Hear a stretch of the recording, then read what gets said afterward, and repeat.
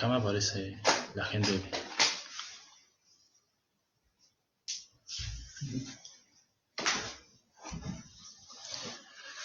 Bueno, buenas tardes. ¿Cómo andan?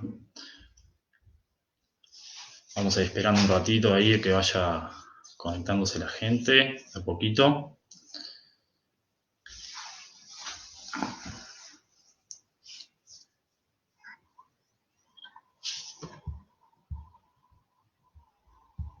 De a poquito se van conectando. Buenas tardes a todos y a todas.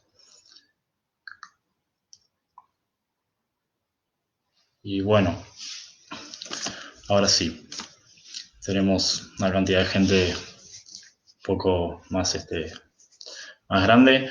Vamos a ir arrancando. Bueno, de vuelta, buenas tardes para todos y para todas.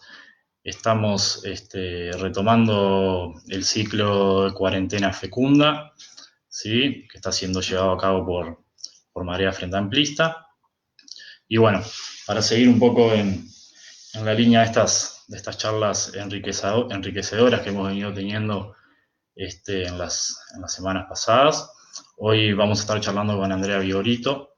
Así que primero agradecerle a Andrea que nos recibió hoy en su casa, y agradecerle también por el tiempo que le está dedicando a esto.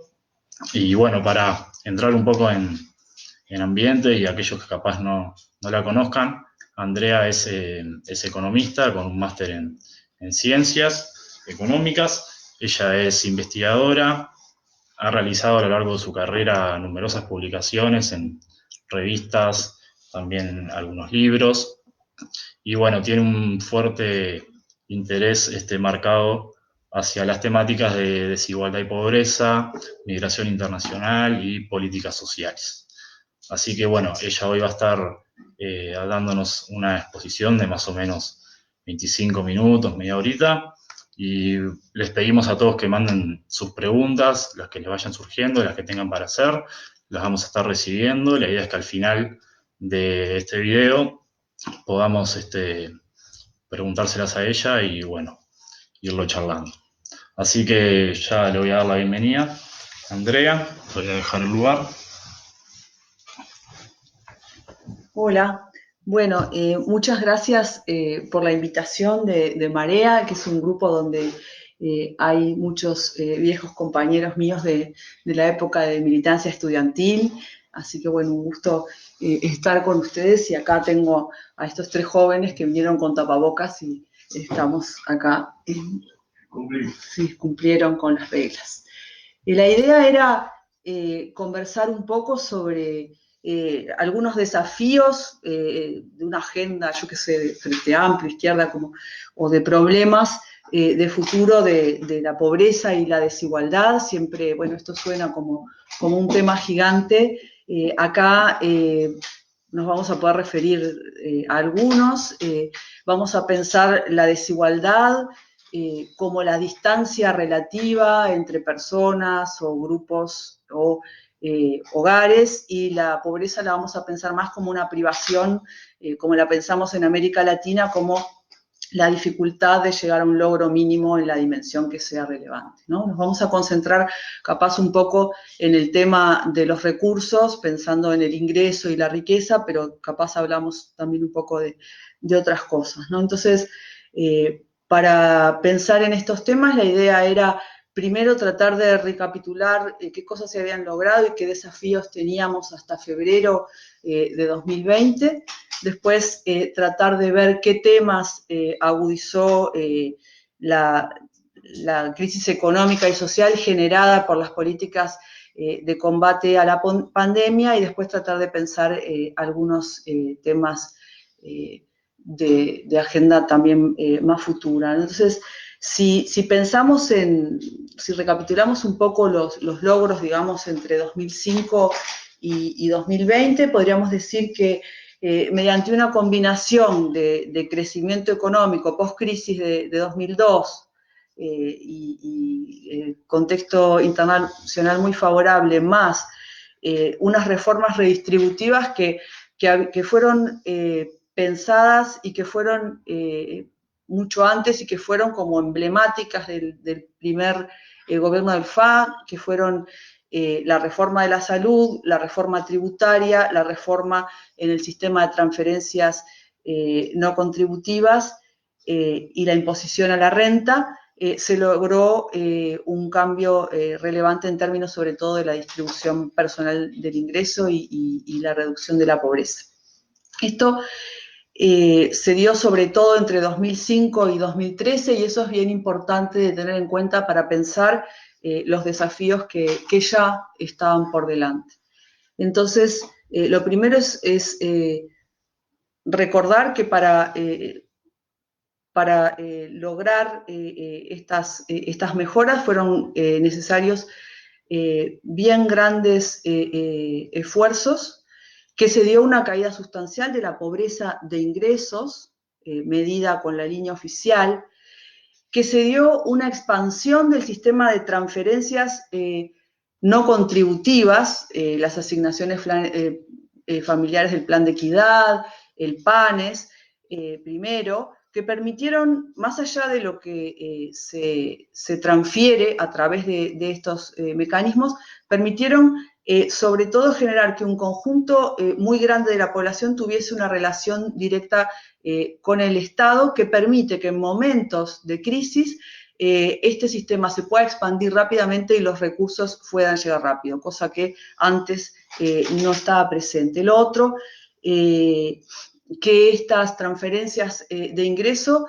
logran más o menos redistribuir, o sea, reducen la desigualdad, más o menos lo mismo que el impuesto a la renta, lo cual básicamente sugiere que el impuesto a la renta podría redistribuir más. O sea, si comparamos cuánto redistribuyen las transferencias y cuánto redistribuye el impuesto a la renta con lo que pasa, por ejemplo, en países, no sé, del norte de Europa, lo que vemos es que las transferencias redistribuyen parecido, aunque claro que tienen que tener cambios relevantes y después vamos a ir a eso, y el impuesto a la renta redistribuye mucho menos. O sea que ahí tenemos como un espacio grande para pensar. Lo otro es que en 2013 se da este agotamiento de la caída de la desigualdad personal del ingreso en Uruguay, pero también en toda América Latina, ¿no? Esta caída en Uruguay la asociamos mucho a las políticas y al marco favorable internacional. En otros países de América Latina tuvo que ver capaz menos con las políticas, pero en todos estuvo presente una combinación de restauración, de negociación salarial, transferencias, etcétera. Como resultado de todo este periodo, lo que observamos es que si miramos la desigualdad mediante el índice de Gini, que es bastante conocido, que vale 0 si digamos, todas las personas reciben el mismo ingreso y vale 1 si hay una desigualdad extrema, la caída entre 2005 y 2013 va más o menos de 45, 0,45 a 39, o sea, hay una caída grande. Pero lo que algunos estudios que hemos hecho recientemente con Mauricio de Rosa, Joan Vilá y Gabriel Burdín nos indican es que si miramos sobre todo con datos tributarios, esa caída de la desigualdad se dio sobre todo en el 99% digamos, más pobre de la distribución. O sea, si ordenamos a todas las personas del más rico al más pobre, en el 99% la desigualdad cayó, pero si miramos lo que pasó en el 1% superior, donde hay más rentas del capital, más profesionales liberales, vemos que ahí, en esa pequeña fracción de la distribución, la desigualdad se siguió concentrando. Eso lo vemos con registros tributarios, no lo vemos en la encuesta de hogares. Al final del periodo, aún con toda esta redistribución que estaba mencionando, llegamos a que aproximadamente el 1% superior se apropia de la misma fracción de ingreso que el 40% inferior, esto es el 14-15%, ¿no? O sea que ahí hay como una imagen también sintética de la desigualdad. Por otra parte, un estudio de Mauricio de Rosa con datos de 2012, bueno, después él lo expandió para más años, pero básicamente muestra que Si miramos riqueza, ¿no? Como stock acumulado, no el flujo que es el ingreso, observamos que el 1% de mayor riqueza, las personas del 1% de mayor riqueza, se apropian por lo menos del 25-30% del total. O sea, la riqueza está mucho más concentrada que el ingreso. Y no necesariamente siempre las personas que tienen más ingresos son las que tienen más riqueza. O sea que ahí también tenemos otro punto para pensar a la hora de redistribuir. Lo otro que es bien característico de Uruguay y en la región es que además de observar una caída en la distancia entre hogares y personas y grupos, que es esto que decía de la caída de la desigualdad personal, también hay un aumento de la participación de la masa salarial en el ingreso total. Eso hay un trabajo de Verónica Amarante y colaboradores, y después también se ha visto en otros trabajos que en este periodo la participación de la masa salarial aumenta, y esto tiene mucho que ver con la política de salarios mínimos y de consejos de salarios. O sea, ya en la primera momento de la distribución están actuando las políticas redistributivas. Habría que ver si en 2019 eso se verificó, pero por lo menos hasta 2016 por ahí sí se observaba. Sin embargo, si miramos otras dimensiones de la desigualdad y la pobreza que no tienen que ver con los ingresos, observamos avances más lentos. Esto tiene varias causas. La primera es que quizá un conjunto fuerte de medidas se orientó hacia la redistribución de ingresos. Segundo, que son variables que varían en periodos, que se mueven en periodos más lentos, ¿no? Que requieren mayores tiempos de maduración y en muchos casos también esfuerzos de política muy fuertes. Ese es el caso de lo que pasó en condiciones de vivienda, en educación, en salud, en participación. Entonces, si miramos desigualdad y pobreza multidimensional, los avances no son tantos como si miramos lo que tiene que ver con el ingreso y la riqueza. Aún con esto, con la riqueza no sabemos porque tenemos pocos puntos para evaluar. Aún cuando, como decía, tenemos bastante evidencia de que sobre todo el cambio distributivo se dio en el 99% de menor ingreso, que es la mayoría. Entonces, esto hace pensar que ya, bueno, si bien también había un aumento muy importante del consumo, o sea, como saben, autos, consumo emulativo, etcétera, o sea, el patrón de consumo, digamos que no sufrió, fue emulativo, no sufrió cambios producto de, digamos, tener un gobierno de otra orientación, sino que sí se dieron mayores niveles de consumo emulativo del tipo de consumo, digamos, de los sectores altos y de los países desarrollados. Aun cuando hay las mismas desigualdades que se manifiestan en el ingreso, se observan en el consumo, pero hablo como del patrón hacia el cual estaba enfocado el ideal, no hubo cambios por ahí. Entonces, ya en 2013 asistimos como a la finalización de este ciclo redistributivo en América Latina y también en Uruguay, y entonces ya más adelante de eso se estaba discutiendo cómo trabajar para lograr mayores niveles de redistribución. Me parece importante resaltar unas cosas más antes de pasar a la parte siguiente. Lo primero es que el monitoreo oficial de la pobreza y la desigualdad, sobre todo de la pobreza, basado exclusivamente en el ingreso, daba la impresión de que había una fortísima mejora en las condiciones de vida de la población. Acá, si se trabajara con esquemas de análisis más multidimensional, considerando otras variables, esto sería bastante relativizado. Y eso generó, capaz, en algunos momentos, uno podía leer como un cierto conformismo y que generaba, a su vez, por parte de los gobernantes, generaba un poco la idea de que, bueno, ya la pobreza se había superado, ya se había logrado mejorar las condiciones de vida de las poblaciones vulnerables, ahora lo importante era centrarse en los sectores medios. Pero si bien los ingresos habían caído fuertemente, varios estudios mostraban que la población seguía, una proporción importante de la población seguía siendo bastante vulnerable a caer en situaciones de pobreza si empeoraban las condiciones económicas, ¿no? No es que, o sea, claramente la pobreza había caído, esto lo generaba el ingreso, lo generaba empleo, pero estábamos en un movimiento expansivo.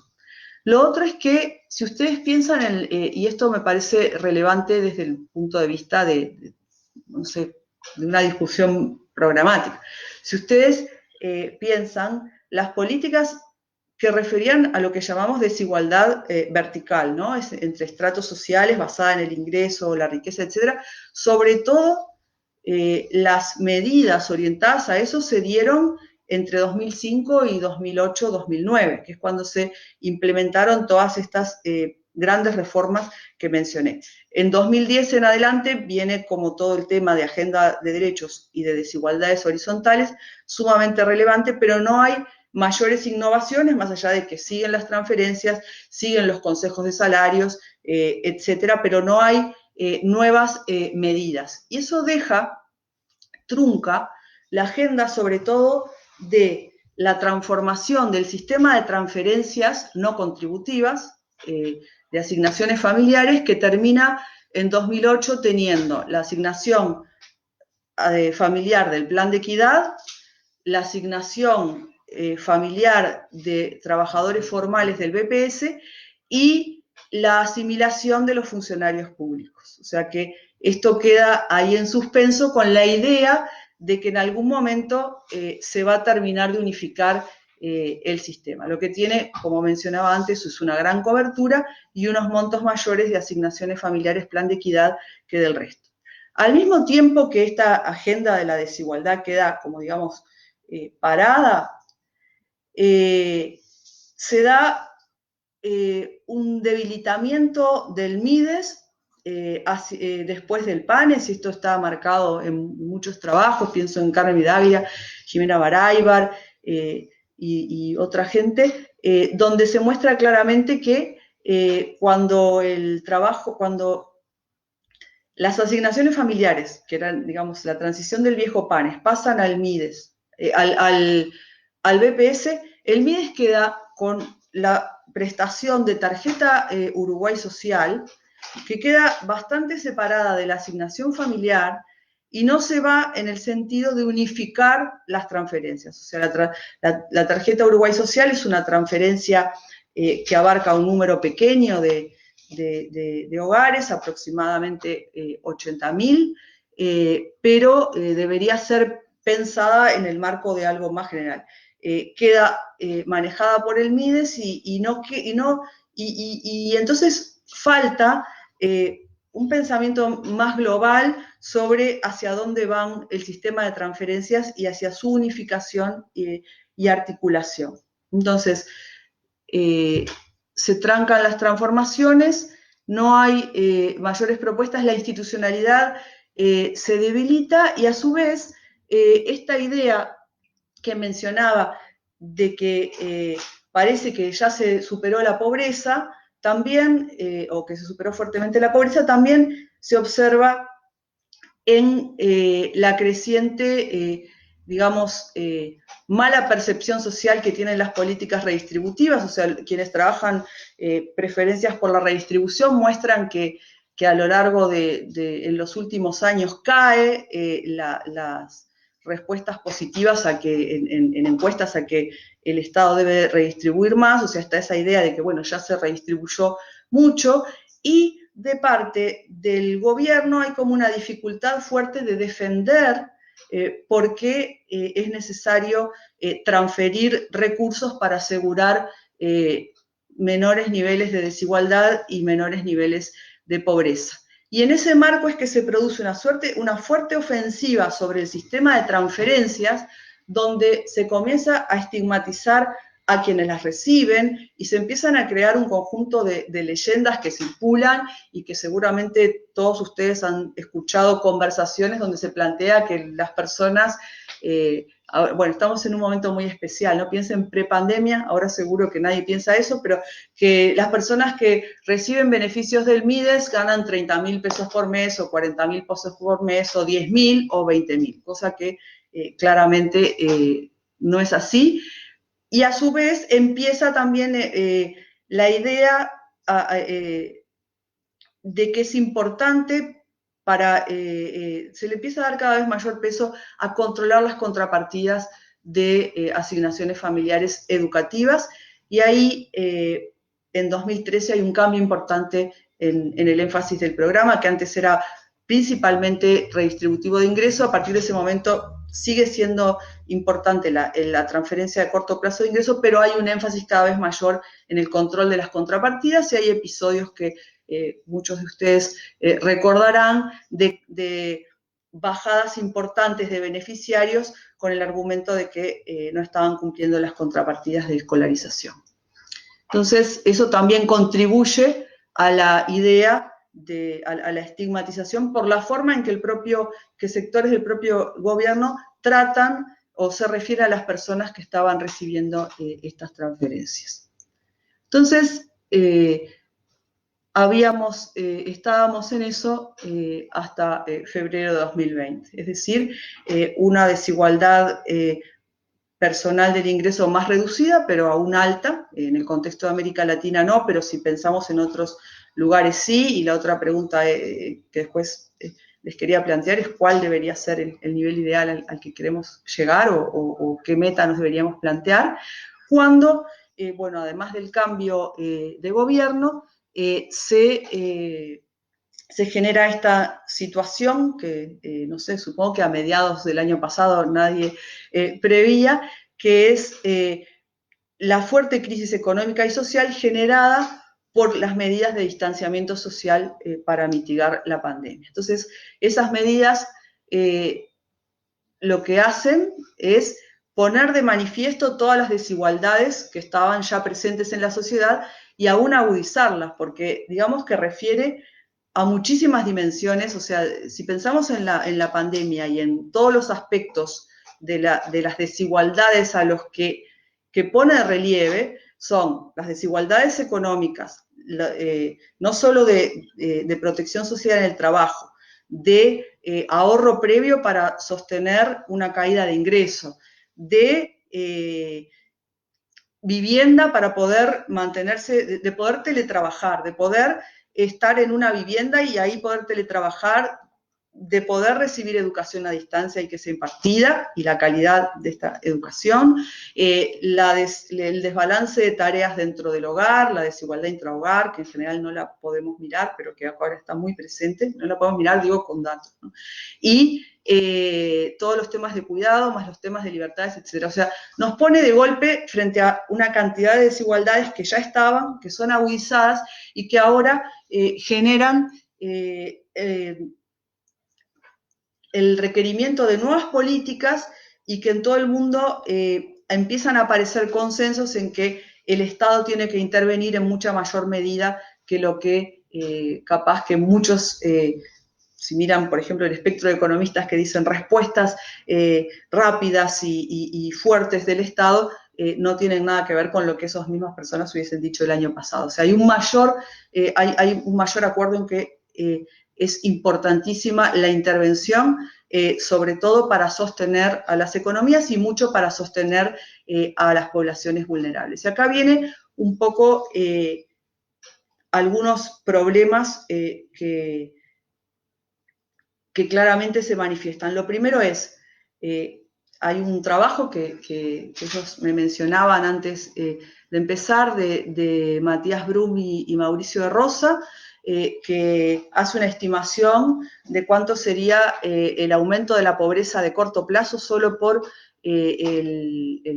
la caída de ingresos por la pandemia, y otro también sobre el efecto del seguro de desempleo, de Paula Carrasco, Ivonne Perazo, Andrés Guini y Hugo Bay. Entonces, estos trabajos, si bien son estimaciones, lo que tratan de hacer es mirar ¿qué efecto tiene esto en el corto plazo? Ni pensar en el largo plazo, ¿no? Entonces, vemos que habría un aumento que solo pensando en términos de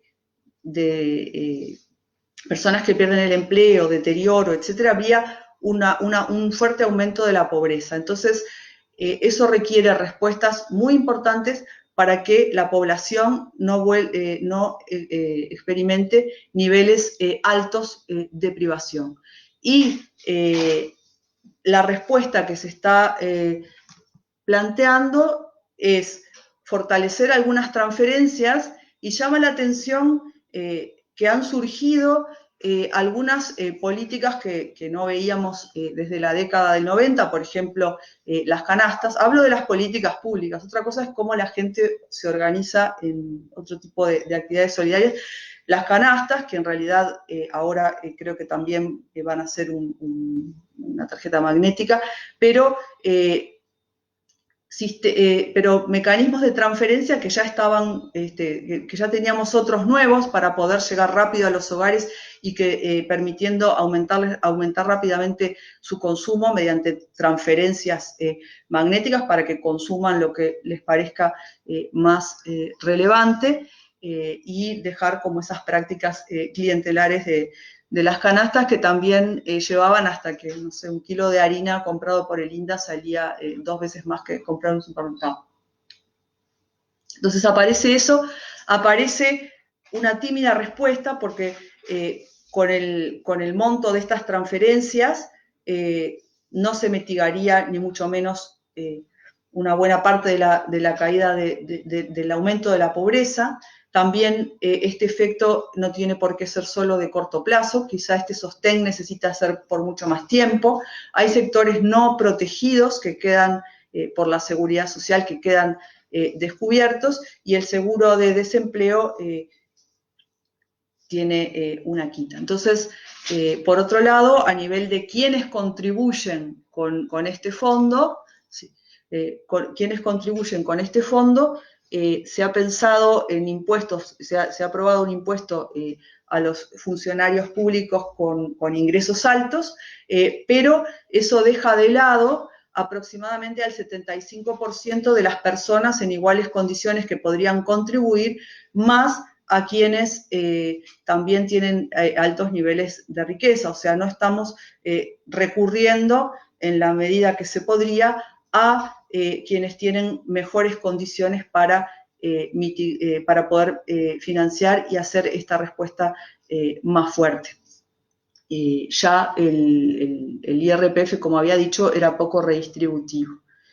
Entonces, se apela a donaciones, pero no, que falta como lo más, como una cobertura más fuerte de quienes tienen mayores recursos, y esto se puede, no es que todos están siendo afectados por la crisis, esto mediante los registros tributarios claramente se puede saber quiénes están siendo afectados y quiénes no. Hay una propuesta de Carlos Grau recientemente en un artículo de prensa sobre cómo pensar bien este punto. Entonces, para terminar esto de las crisis, quería mencionar que si la respuesta no es enérgica, no mitiga mucho más el deterioro de condiciones de vida, se genera que a las personas se les pide que se queden en su casa, pero después no se les generan las condiciones para que puedan estarlo sin que sus logros de corto y mediano plazo se vean mucho más comprometidos. La crisis esta no es una crisis financiera, pero de la crisis 2002 sabemos que Uruguay fue lento en implementar respuestas y eso tuvo enormes costos. No sé, un estudio de niños que en 2004 estaban en primer año de escuela y después, seguidos estos niños 10 o 15 años después, se observa cómo sus desempeños educativos se vieron deteriorados por experimentar desnutrición durante la crisis. Entonces, el momento de actuar tiene que ser rápido. En América Latina sabemos también que las crisis generan que mucha desigualdad rápidamente, mucha pobreza rápidamente, y que volver atrás, revertir eso, no es nada rápido, como lo mostraba al principio al hablar de la experiencia de los años digamos, de 2005-2020. Entonces, tenemos grandes desafíos de agenda porque tenemos que lograr mejorar los niveles de desigualdad pre-crisis, pero ahora vamos a tener también que afrontar a la crisis. Y acá los elementos de emergencia y de mediano plazo pueden ser diferentes y algunos requieren como una discusión como más amplia y articulada. En realidad se me está yendo como bastante el tiempo, voy a hacer como una cosa lineecitas así, decir que capaz que hay muchos aspectos, sé que Rodrigo Arocena habló del cambio climático y de una cantidad de desafíos de muy largo aliento. Esos desafíos hacen que sea un buen momento para repensar los fines a los cuales los fines, digamos, del desarrollo o de la sociedad, y en ese sentido, cuáles son las dimensiones relevantes, qué patrón, qué forma de vida queremos tener, qué patrón de consumo se va a impulsar, si va a ser ese mismo, digamos, que se vio en la última década, de espiral de compra de autos y demás, o queremos ir por otro lado. Esto desde el punto de vista de lo que generan los fenómenos emulativos, pero también de los temas ambientales, ¿no? Son como dos argumentos diferentes. Uno es más normativo y otro es también de corte ambiental, igualmente relevante. Lo otro es, ¿cuál es el nivel de desigualdad que como sociedad nos resulta tolerable? ¿Es el nivel al que alcanzamos en 2013 y quedamos ahí? ¿O es mucha menor desigualdad? Si fuese mucha menor desigualdad, entonces tenemos que implementar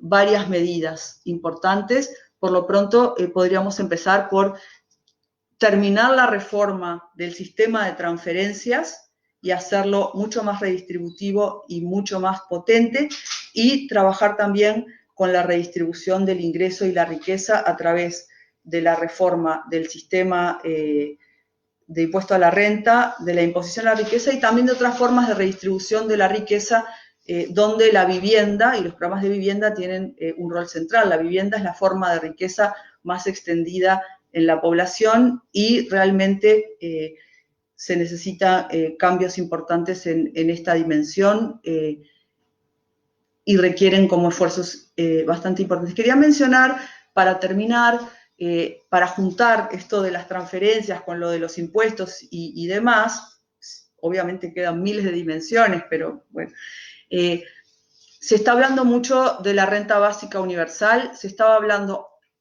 hace tiempo, el tema cobró relevancia hará unos 1 o 2 años de nuevo, y ahora muchos países están expandiendo sus sistemas de transferencias y muchos países están discutiendo sistemas de renta básica.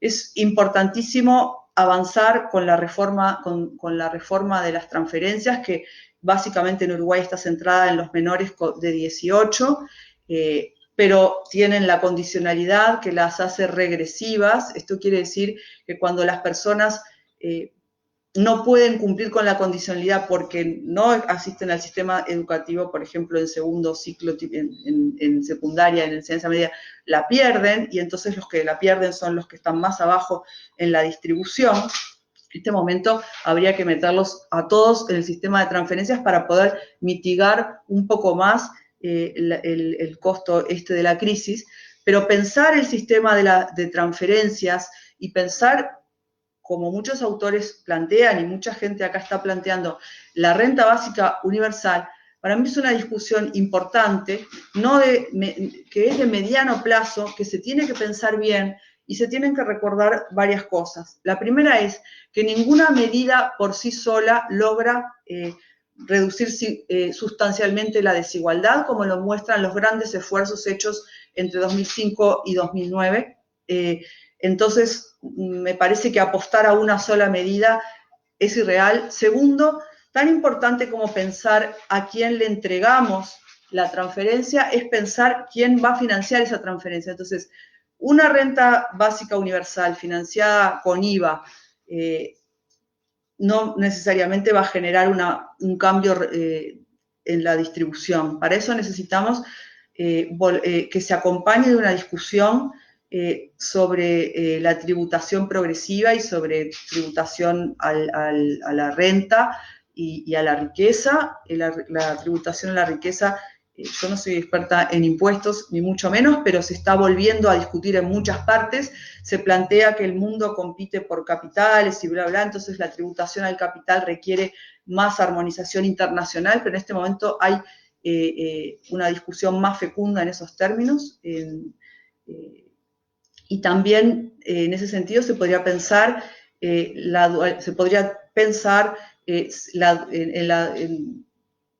lograr más progresividad en el impuesto a la renta, hacerlo menos dual o tener más progresividad también en el capital.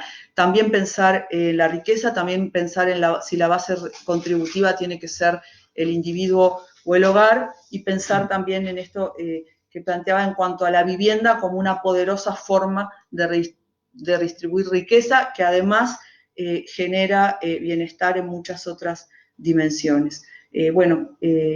Les agradezco, y lo último que les voy a decir es, tenemos que implementar medidas redistributivas y pensarlas, porque no puede ser que la única manera de redistribuir sea lograr tasas de crecimiento del nivel de las que se tuvieron en 2005, 2010, por ahí, que fueron bastante excepcionales. Cómo redistribuir en momentos en que no hay tanto crecimiento económico necesariamente implica una mayor pugna, y eso es más conflictivo y más difícil de lograr. Y bueno, les agradezco mucho haberme escuchado.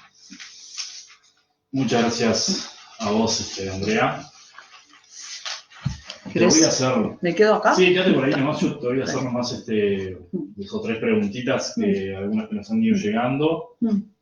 Y después te digo primero las preguntas, si vos te parece, después las contestás. Sí, para que me las... Estaba ahí, me las voy a anotar. No tengo mi lapicita.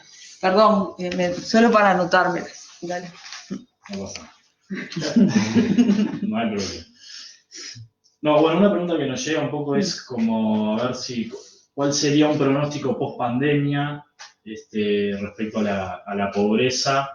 Y bueno, una vez ya en esa situación, ¿cómo se podría frenar, digamos, ese crecimiento?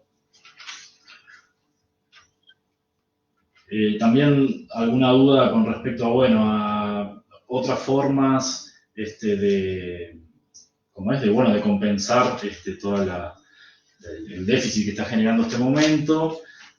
Por ejemplo, a modo de ejemplo, está el proyecto de ley que escuchamos a Story, que hablaba de grabar depósitos en el exterior, por ejemplo. Y bueno, y después un tema que también nos resulta interesante es con respecto al IVA y el aumento de tarifas en este momento. ¿Cómo podría también eso repercutir, o si eso tendría alguna repercusión en la inflación? Y bueno, si a la larga eso también repercutiría en la pobreza, o la agravaría. Sí. Y bueno, un comentario nomás después, de la mano de todo esto que vos decías, los cambios que implica ahora el hecho de estar en cuarentena y los desafíos que implica para mucha gente, que hacer una cuarentena no es algo que capaz sea muy posible para su nivel de vida. También llevar un poco a los desafíos que puede plantear el teletrabajo, ¿no? En términos de, los insumos para trabajar, que hasta hace un tiempo eran en general todos, digamos, se hacía cargo de la misma empresa, y hoy queda en manos también de aquella persona que tiene que trabajar desde su casa. Y bueno, si eso puede también generar algún desequilibrio o un cambio notorio en la vida diaria, ¿no? De la gente. Parece que por ahí capaz te parece. Bueno, sí, no, bueno, muchas gracias por las preguntas. No sé si, seguro que no las puedo contestar a todas. Voy a decir un poco lo que se me ocurre. En la primera, el pronóstico post-pandemia, ustedes ahí están pensando en estas estimaciones que hay de corto plazo de la pobreza.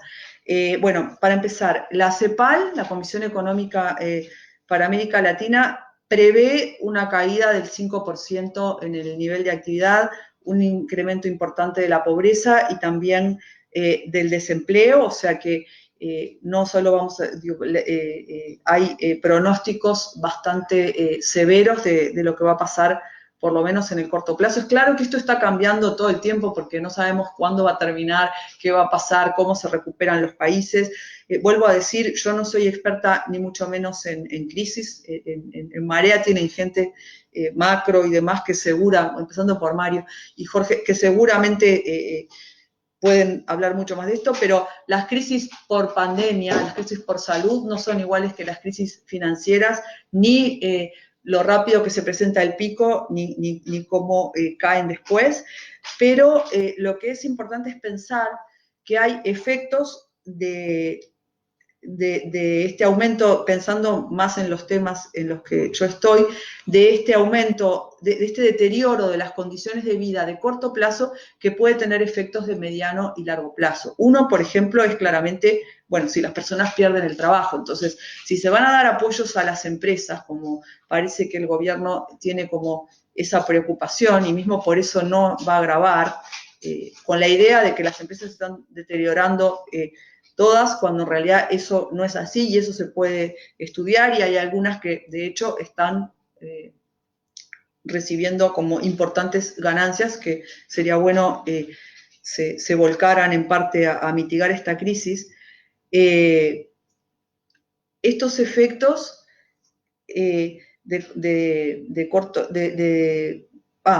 me perdí. No, lo que quería decir es que si se va a ayudar a las empresas, entonces hay que pedirles que, o ponerles como contrapartida que no haya niveles de desempleo, como está haciendo, por ejemplo, Dinamarca o Inglaterra o el Reino Unido a la hora de dar ayudas a las empresas. O sea, qué condiciones les vamos a poner para que no sea que se beneficien y logran más ganancias, sino que sea que eso se traslada a quienes trabajan ahí, o sea, si perdés el empleo, quería decir. Pero entonces, si hay deterioros de corto plazo en el ingreso, lo importante es, bueno, por cuánto tiempo son y cómo eso después repercute otros aspectos, típicamente la educación, o sea, con esta parada de la educación, ¿va a haber mayor abandono? Si lo hay, eso tendrá consecuencias que no son solo de corto plazo. Los aprendizajes son diferentes porque no todo el mundo puede acceder a la educación a distancia, porque la educación a distancia no tiene la misma calidad que la presencial, etcétera. O sea que sí puede haber efectos, digamos, que van mucho más allá de la caída de corto plazo del ingreso. Y el tema es, cuando hay una caída de corto plazo del ingreso, no es que después recupero el sueldo y ya puedo volver a afrontar todo. O sea que los pronósticos sugieren que va a haber un deterioro importante del nivel de vida. Hablan del corto plazo, nadie está en condiciones, me parece, de predecir qué va a pasar en el mediano, pero hay que pensar cómo se afectan estas otras dimensiones. La segunda era el planteo este de Astori. Sí, exacto. Sí, no, a mí me parece muy razonable porque pienso que ya, digamos, en el periodo anterior, el impuesto a la renta le estaba faltando gravar mucho más al capital e incluso mayor progresividad en la renta, en gravar otras rentas. Entonces, en ese sentido, me parece que esto no es impuesto a la renta, pero va en el sentido de gravar lo que no sería solamente ingreso laboral, sino que sería como una especie de riqueza.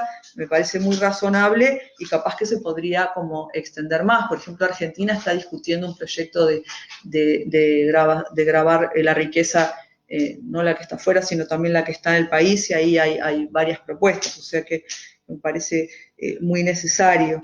Lo del IVA, no soy una experta ni mucho menos, y las tarifas, pero claramente eso genera una caída del poder adquisitivo. Hay que ver quiénes estaban siendo más beneficiados por este impuesto para ver su efecto sobre la desigualdad.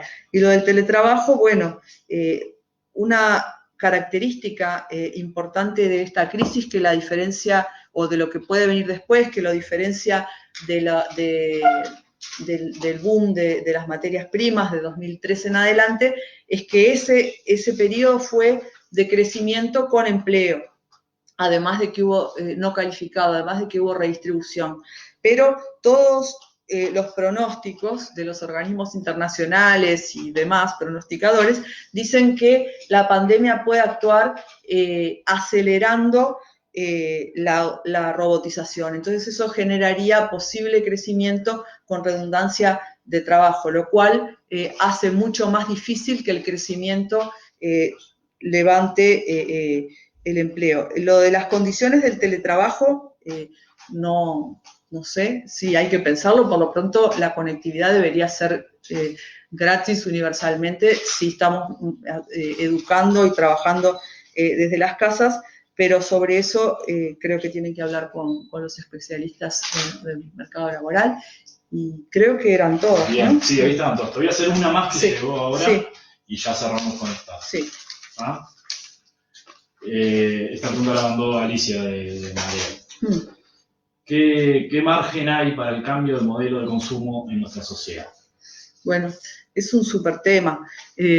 No sé, nosotros tuvimos un proyecto con filósofos de investigación que duró unos años y terminamos como bastante escépticos a que en el marco de una sociedad que no restringe las libertades se pueda conseguir, pero hay países que han hecho como cambios interesantes al respecto, que tienen que ver con la valorización, por ejemplo, de cómo las personas gastan el tiempo libre. No sé, hay ejemplos de Noruega, etcétera, de pensar cómo las personas sí tienen relación con la naturaleza, qué cosas valoran, cómo hacer que, digamos, las vidas tengan un sentido que vaya más allá de consumir. Lo que sí está claro, y lo muestra una cantidad de estudios, que eso sí que no es por la vía de los impuestos. O sea, los impuestos a los bienes de lujo, etcétera, no generan un menor consumo de esos bienes, sino que a veces al revés los muestran como más exclusivos, o la gente consume cosas parecidas que no tienen esos impuestos. Entonces hay una autora que es Juliet Shore, que plantea una cantidad de medidas de nivel, a nivel, esto tiene que ver también con cómo se organiza toda la producción, ¿no?